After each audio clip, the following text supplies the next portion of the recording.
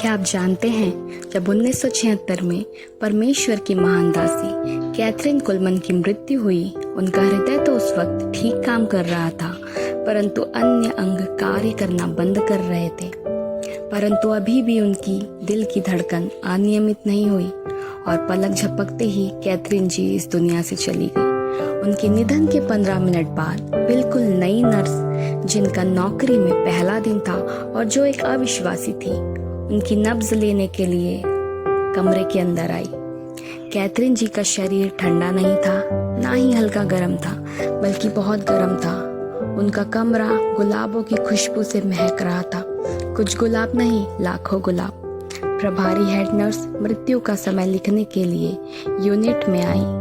20 फरवरी की रात 1:13 का वक्त था।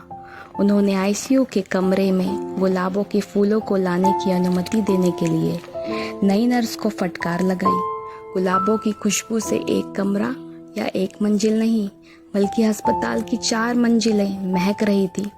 फिर यह खुशबू अस्पताल से जुड़े अंडरपास सड़क से उस पार बगल के हॉस्पिटल में फैल गई।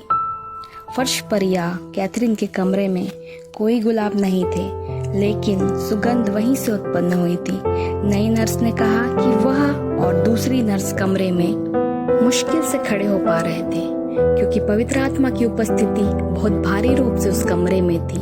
वहां परमेश्वर की बहुत तायत की महिमा। जब उन्होंने पिछली नर्स की नोट्स की जांच की, तो उसने कैथरीन कुलमन के अंतिम शब्द और उनका अंतिम अनुरोध लिखा था कि मैं 20 फरवरी को 1:13 पे प्रभु के पास चली जाऊंगी। कृपया मेरे अंतिम विदाई में केवल गुलाब के फूल रखें। नई अविश्वासी नर्स पवित्र आत्मा के स्पर्श से रोते हुए बाजू में रखी चेयर पर गिर पड़ी। ओह, इस दुनिया को इस तरह की महिमा के साथ विदा लेना कितना अद्भुत था। विदा लेते हुए भी अपनी मृत्यु के साथ एक और आत्मा को परमेश्वर के राज्य में लाना कितना महान था।